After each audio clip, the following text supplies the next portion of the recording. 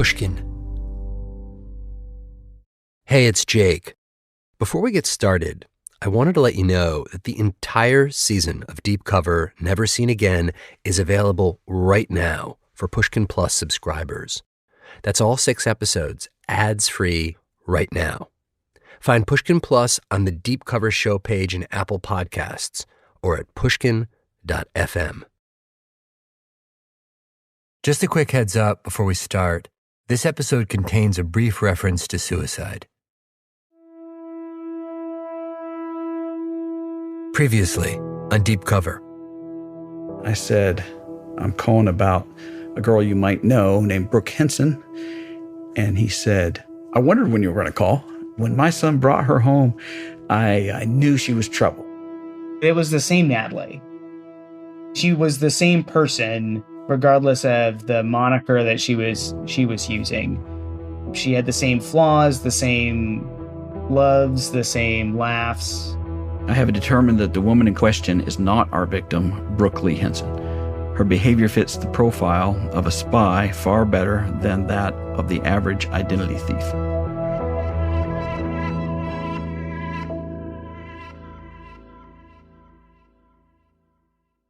Back in 2006, there was a woman enrolled at Columbia University who claimed to be Brooke Henson. But in reality, she was an imposter. She was using the identity of another woman who'd gone missing from South Carolina 7 years earlier.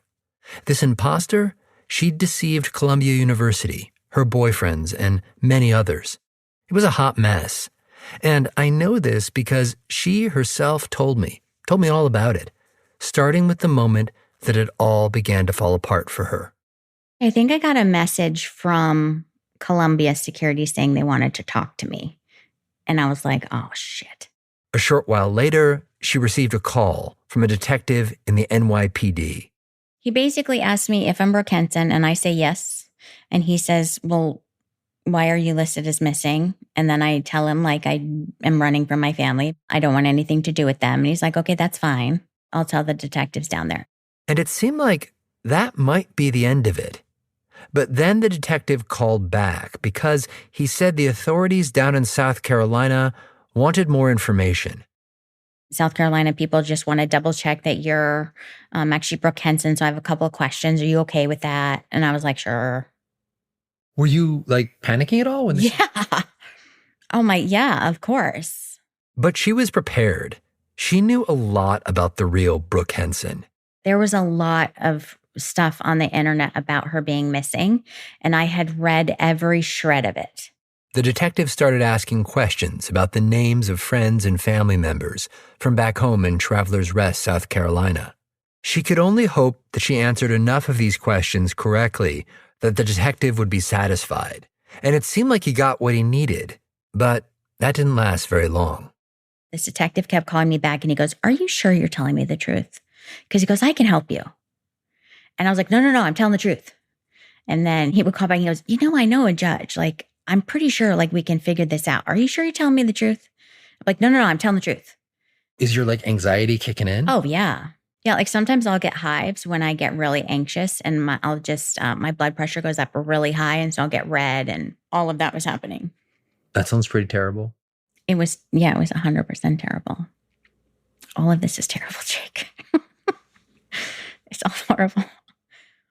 Eventually, the NYPD detective calls back and tells her that the authorities down in South Carolina are insisting on more proof. They want her to provide DNA to confirm that she really is Brooke Henson. She stalls. She says that she has 2 final papers to finish over the weekend and asks if she can possibly meet the detective at her apartment on the following Monday and then take the DNA test. The detective agrees. Like, what's your plan as you're like... Oh, I didn't have a plan at that point. I mean, I was just hoping it would all go away. I mean, like, just stupid, right? Like, there's no plan. Like, I can't fix this. I'm just thinking, like, what if I miss them? Like, what if I'm not home? Is it a big deal that they'd come back? Or is this like, we don't have the resources for this and this isn't a big deal? Like, I didn't know at that point.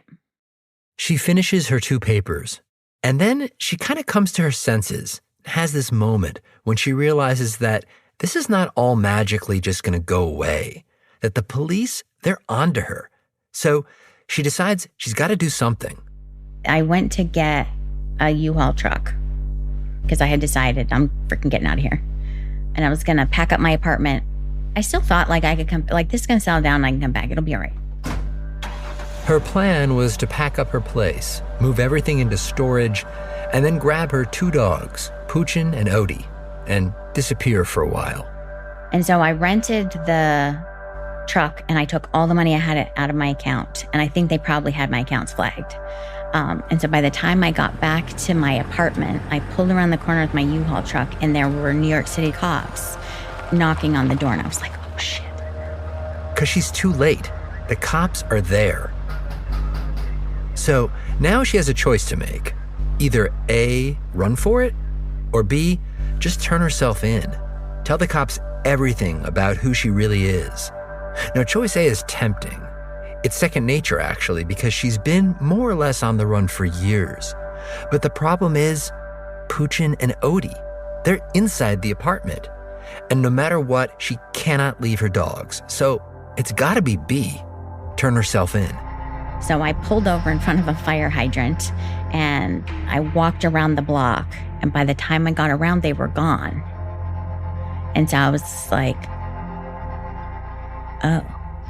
So I went upstairs, packed the quickest bag I could pack, grabbed my dogs, called a cab, and left. What'd you do at the U-Haul? Left it there. It's not, I don't want people to think that me chuckling is, I don't think any of this is funny. It's just uncomfortable and whatever. But yeah, I just left it there. That's kind of crazy. I know. All of it's crazy. I was scared. And this decision to run for it, more than anything else, it's what makes this story go batshit. It's the decision that confounds everyone. The authorities down in South Carolina, the Secret Service, the assistant U.S. attorney. Because now it's got them all thinking, who leaves a U-Haul idling at the curb? Why is this woman running? What is she hiding? Because it's got to be something big, right?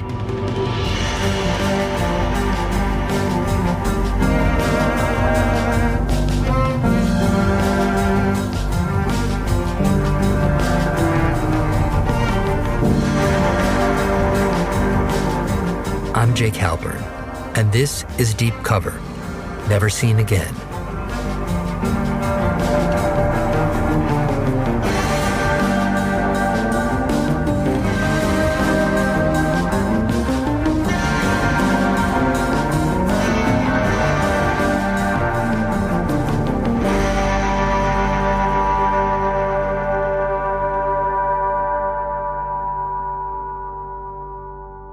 Episode 3, The Imposter. This woman, the one I'm speaking to, the imposter, she's gone by many names, including Natalie Fisher, Natalie Bowman, and Brooke Henson. Her real name, well, I should say her birth name, is Esther Reed. And I'm going to call her Esther. That's the first name that she goes by currently. Esther lives in a small city in the Pacific Northwest. We started talking months ago. I eventually went out there to visit her, and she told me that only 4 people in her city knew her full backstory. Well, 5 if you counted me. And in this episode, we're going to take a deep dive into her side of the story. Because at this point, you've heard from John Campbell. You've heard his theories, his suspicions that this mystery woman was not just an identity thief, but a spy who seemed to be on the run. And Esther was on the run. But what she was running from? Well, that's complicated. Back in the early 1990s, Esther Reed was a young girl in a small town in Montana. She lived in a tiny 2-bedroom house with unfinished walls. Outside, there were chickens, geese, rabbits, goats, and a big garden. She says her dad was a serious man. My dad is very, very, very religious. And so, there was no TV in the house. We weren't really allowed to listen to any music that had a beat, anything with a drum beat was considered satanic or evil, so we weren't allowed. At school, her father didn't allow her to wear pants. Instead, she wore homespun dresses. Her mom was the fun one, always making up games and telling them stories. When I think about my mom, I just remember her spirit, right, and her effervescence. And she was just so amazingly loving and kind and giving. Esther told me stories where her mom seemed like a magician. She conjured joy even in tough situations. When no one could sleep in the sweltering heat, she rallied the kids in the middle of the night to make fudge. Another time, the kids were having a water fight, and instead of breaking it up, she dragged a hose into the house and soaked them. My mom is definitely a lemons into lemonade girl, and really, definitely that happiness is what you make of it. Esther says her parents' relationship was very businesslike. Like she only remembers seeing her dad hug her mom a few times. And it was like that, right up until the day that their marriage effectively ended. Like the way my dad told her he wanted a divorce is he wrote her a letter. And I think at that point they'd been married 18 years, and he wrote a letter, I think on a Friday, and he put it in her purse, and she found it when she got to work. And he basically said, this isn't working. I would like you to take Esther and move out. And he wanted her gone by Sunday. Esther was 12 when this happened. She and her mother moved out, and life didn't get any easier for her. A year or two later, Esther's mom was diagnosed with colon cancer. Meanwhile, Esther started high school and hated it. Not the schoolwork, she was very bright, and she actually had a photographic memory.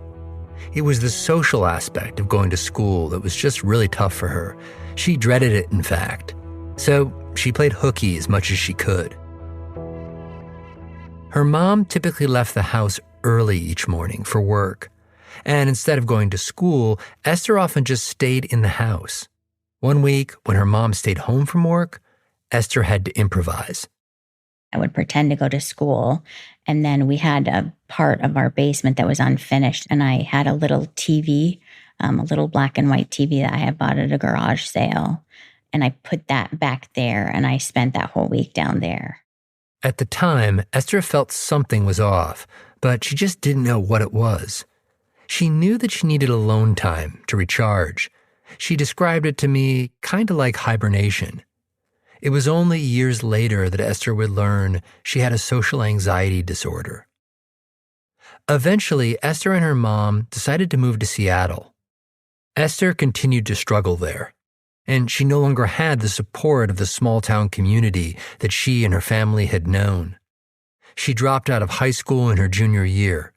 Her mom insisted that she get a job, so she started working at a nursing home. Esther did have a bunch of older siblings, but at this point, the only real constant in her life was her mom. My mom was really the only person I was really close to. I mean, I had friends, but it's very difficult when you have undiagnosed, untreated social anxiety to be friendly with someone, right? You just feel uncomfortable around everyone. And my mom was really the only person who knew I had these issues. And so she kind of managed life for me. But then, when she was 17 years old, her mom's cancer came back.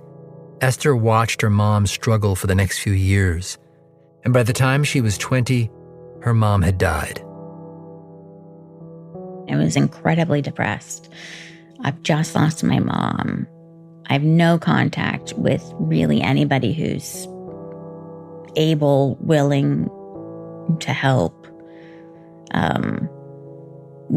Thinking about killing myself all the time. I did not care about anything at that point. I didn't care about myself. I didn't care about anybody else. I just wanted to die so I could see my mom. So really, there was definitely no future thought. It's just survival.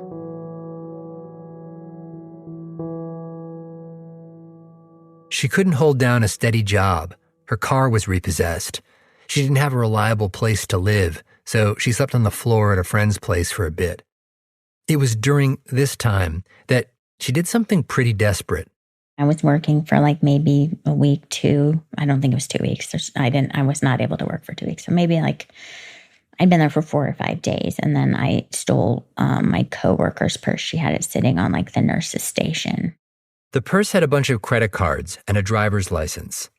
Then Esther showed up at a department store claiming to be that coworker. She had added her own photo to the ID. The credit card had been reported as stolen, so when Esther tried to use it, she got arrested. Esther pled to the charges. She had to pay a fine, and she got off with a year of probation and 3 days in jail. This actually wasn't the first time she'd stolen from somebody. In the wake of her mom's death, she swiped a checkbook from her sister, Edna, and wrote some hot checks in her name. Edna also lived in Seattle, and Esther saw her from time to time, but they had a rocky relationship, and it only got rockier after the whole stolen checks incident. As far as I could tell, Esther's mom was the linchpin to absolutely everything, and without her, Esther's life just derailed, popped right off the tracks, and rattled onward toward the abyss. Esther felt like there was nothing left for her in Seattle. I think at that point, it probably felt like I could run away from my problems, right? Like if I don't think about my mom and if I'm not living in Seattle, then it won't be so painful and like maybe I can get over it. So she just left town. Didn't really tell anyone where she was going, just kind of vanished. Bought the cheapest plane ticket she could find, which was to Salt Lake City. She found an inexpensive place to stay, a weekly rental, and she holed up there for a while. But she kept getting these messages from her family, especially from her sister Edna, who wanted to know, where are you? Esther says in her highly anxious state, she felt as if she were being stalked. She says one of her other sisters threatened to call the cops on her, apparently just to intimidate her. What Esther wanted was space, to hibernate a bit, away from her family. And suddenly, this didn't really feel like the escape that she had envisioned, because she wanted a clean break with her own past, a clean break with being Esther Reed. And eventually, she came up with a solution. She decided to start using the name of someone she knew, a girl back in Seattle named Natalie Fisher. She knew a decent amount about Natalie. Esther says at some point she had access to Natalie's wallet and saw her social security number. And don't forget, Esther, she had a photographic memory. So she knew some of Natalie's vital information, and what she didn't know, she figured out online. She then obtained a birth certificate in Natalie's name and eventually got an ID. And then, on paper at least, she was Natalie Fisher. Pretty bold, right? Not to mention illegal. What's the logic that's going through your brain when you're doing this? I always just viewed it as me using a different name. I never thought I was her or anything. I mean, I changed my name before I left all the time. I hated the name Esther. So I was, when I was a little girl, I wanted to go by Hereford and, I changed my name to Elizabeth or Liz so my name didn't make me who I was. So I never viewed it like that. I just always saw it as I get to be me and like she can't find me. She's talking about her sister Edna, who'd been trying to get in touch with her.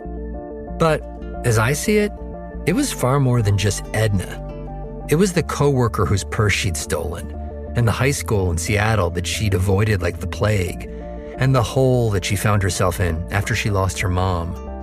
With a new name, she put all of that in the past. There was no connection to it now, no point of reference, not even a set of 9 digits on a social security card. Or at least, that's what she told herself. The past, it had been erased. And as Esther put it, I get to be me, whoever that was.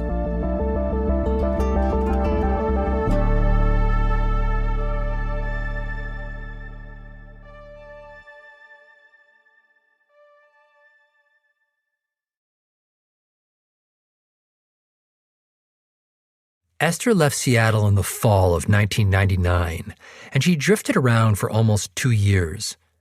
I don't know exactly how she was making ends meet, This period in Esther's life is kind of a black hole. I only have her version of events. She says she worked odd jobs, short-term gigs that she found on Craigslist, and that she eked out a modest existence as Natalie Fisher. The way she described it seems like she was adrift, no purpose, no plan, other than not being who she once was. But when she looked back on her past, it wasn't all bad. There were some things she felt she'd done well, things she felt good about, and one of them was, if you can believe it, being on a high school debate team. Now, you might be thinking, can someone who has paralyzing social anxiety really thrive on a debate team? And the answer, it turns out, is yes. Those were my people. I just felt very comfortable among those individuals. Plus, they were all like little brainiac nerds like me. So it wasn't a big deal. All of my quirkiness or idiosyncrasies that I, hadn't been appropriately socialized when I was a kid, those things didn't stand out and make me a weirdo among that crowd. Back in high school, when she wasn't playing hooky, she actually participated in debate tournaments, and she loved it. Also, for someone with social anxiety, debate was the opposite of a cocktail party. That's my take anyhow. There was a strict format that dictated when things would happen. Opening statements, rebuttals, closing remarks. Everything was so clear. Plus, it was also intellectually engaging, she says, that it overrode her social anxiety. For Esther, the world of debate tournaments was a world that made sense. And so she decided to go to debate camp, the Arizona Debate Institute. She arrived at the Twin Palms Hotel in Tempe. Pink exterior, tiny balconies, obligatory palm trees, and a lobby packed with lots of precocious college students getting ready to debate.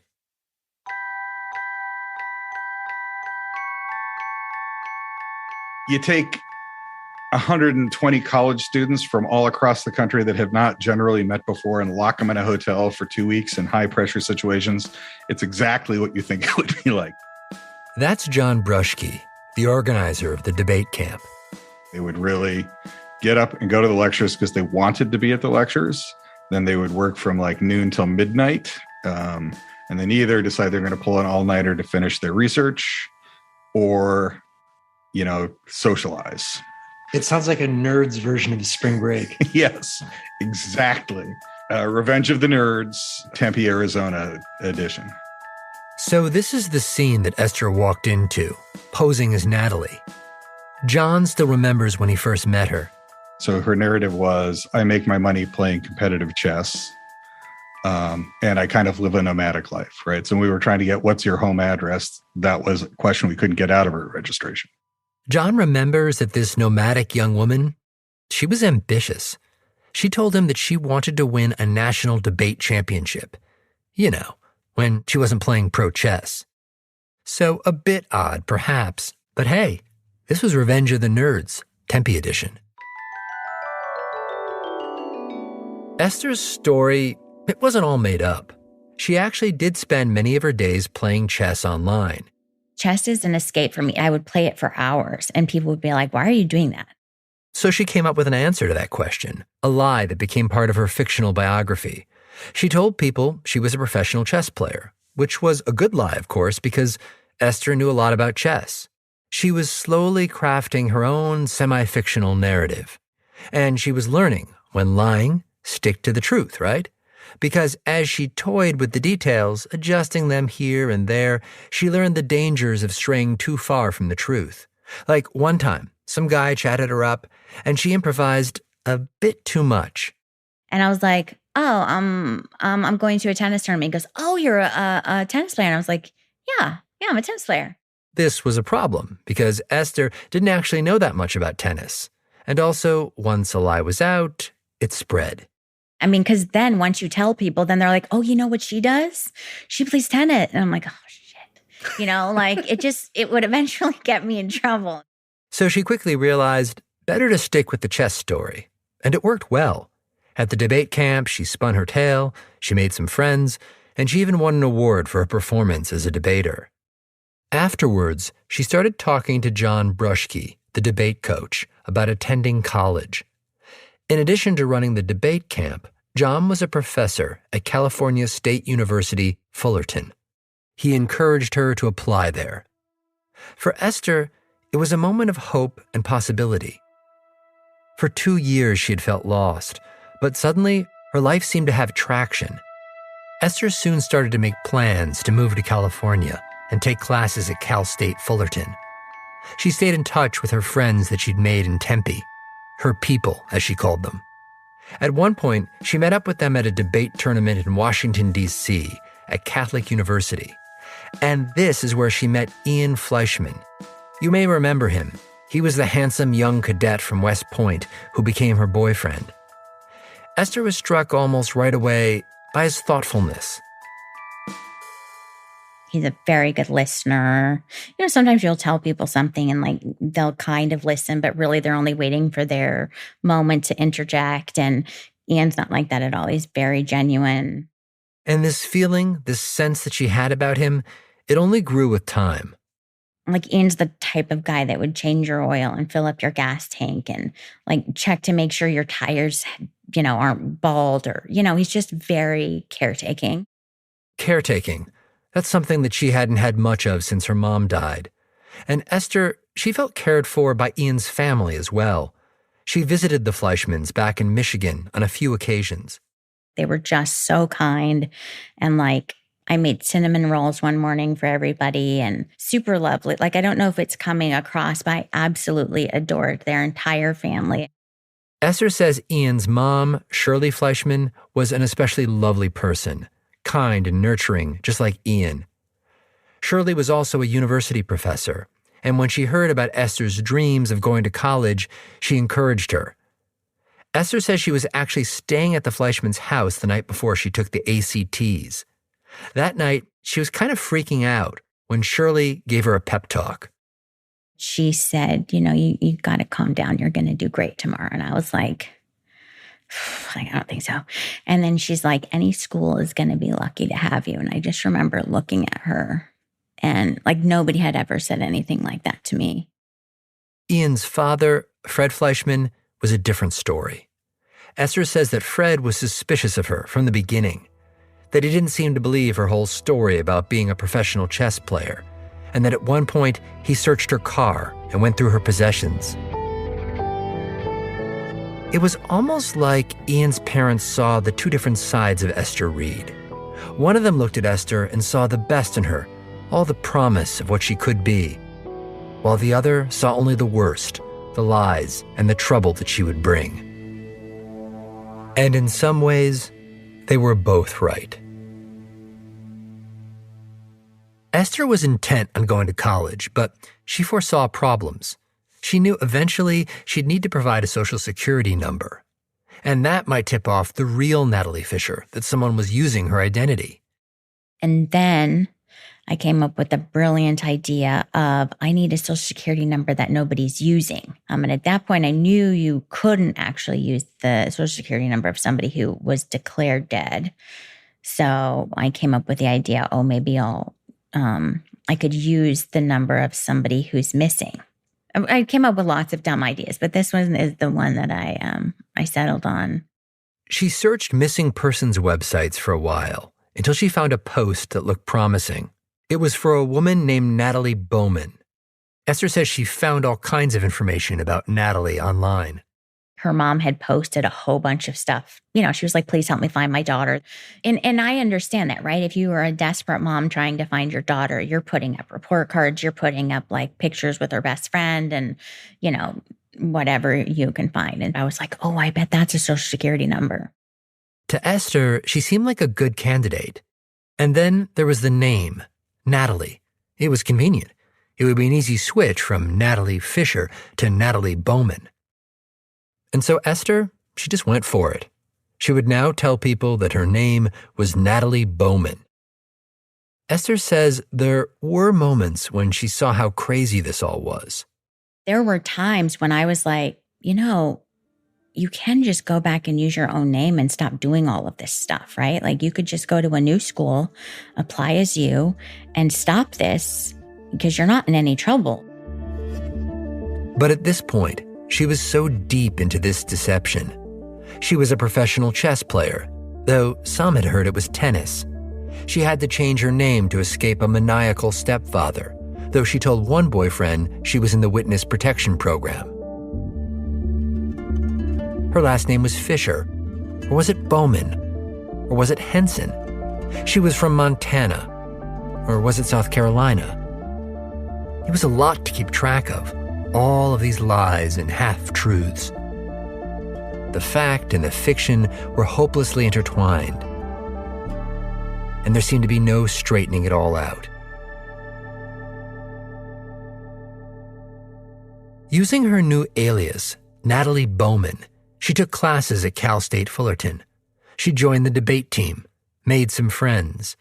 But if she felt any sense of relief, it didn't last long, because pretty soon her alias began to fall apart. Esther learned that someone else was earning money and accruing Social Security benefits under Natalie Bowman's name. Maybe it was the real Natalie Bowman, or maybe it was another identity thief. It didn't matter. Point was, this alias, it was no longer safe to use. So what did Esther do? She went back to the internet, looking for yet another missing girl, someone who was still listed as missing, but who in all likelihood was deceased. Like, how much time did you spend looking for her before? Oh my gosh. I mean, it took months to find somebody. I mean, that's why it probably was 6 or 7 months. Why did it take so long? Well, like, I mean, a lot of different pieces have to be in place, right? Like they needed to be about my age. I didn't want it to be a recent disappearance because I kind of wanted like it to be calm so I could live in peace. Then one day she was browsing a missing persons website and she found a post for Brooke Henson from Travelers Rest, South Carolina. When you found her, were you pretty certain right away, or did you kind of like wrestle with it for a bit? Oh no, I wrestled with it forever. I mean, you're trying to figure out how to do something that's impossible. Esther and I talked about this a lot, how she could justify stealing these identities, and how she rationalized lying to so many people, especially to people like Ian and his family, people she cared about and who cared about her. She explained that all of this really came from feeling like her family was stalking her, to the point that it felt like emotional abuse. But she didn't think that anyone would really take that seriously. So she made up stuff that she did think people would take seriously, like the violent stepfather story. Basically, Esther felt that these lies were the only way she would ever be understood. When I think about all of this, I feel for her. I mean, what a lonely place to be. But I also can't help but think about the consequences, about all the damage that these lies would inevitably cause.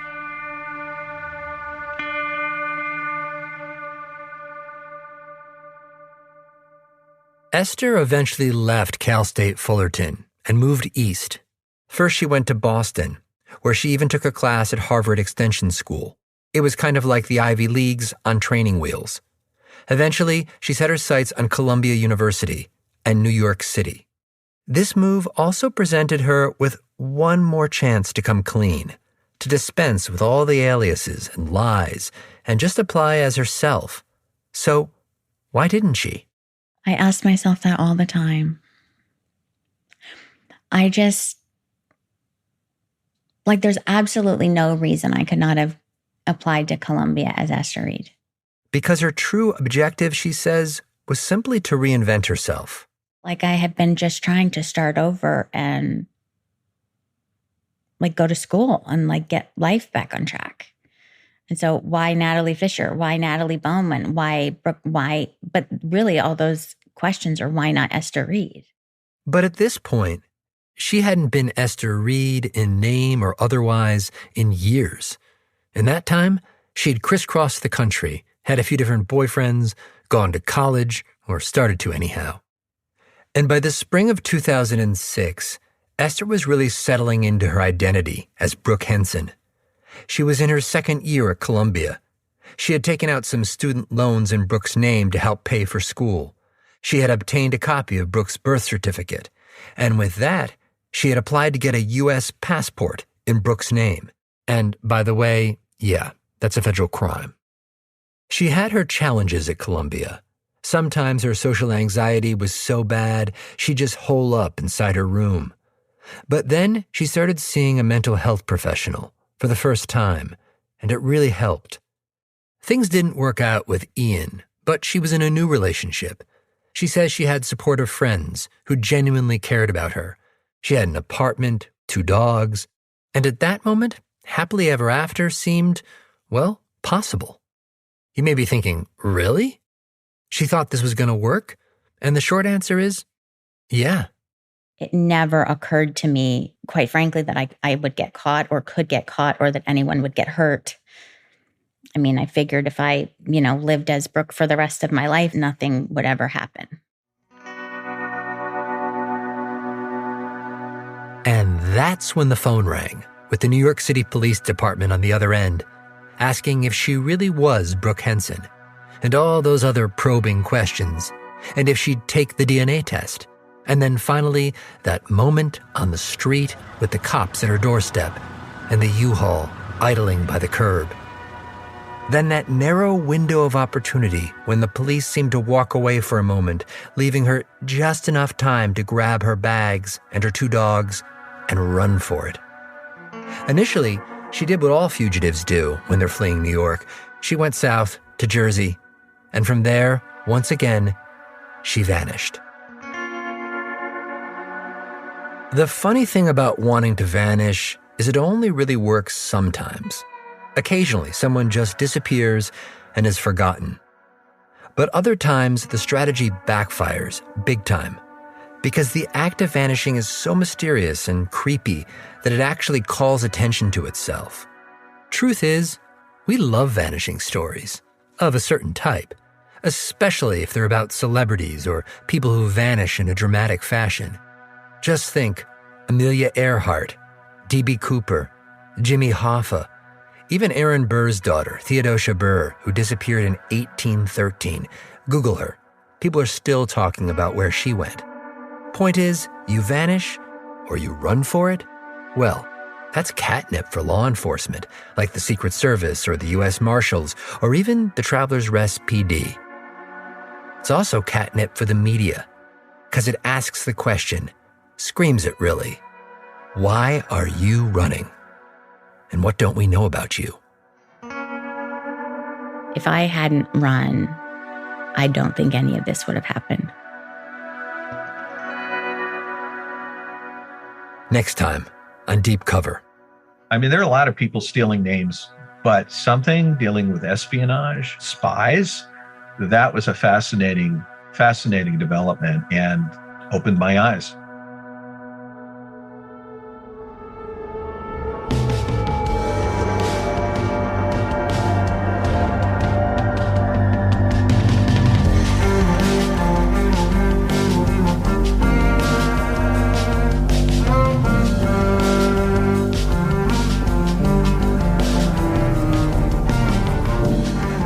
Deep Cover is produced by Amy Gaines and Jacob Smith. It's edited by Karen Shakurji.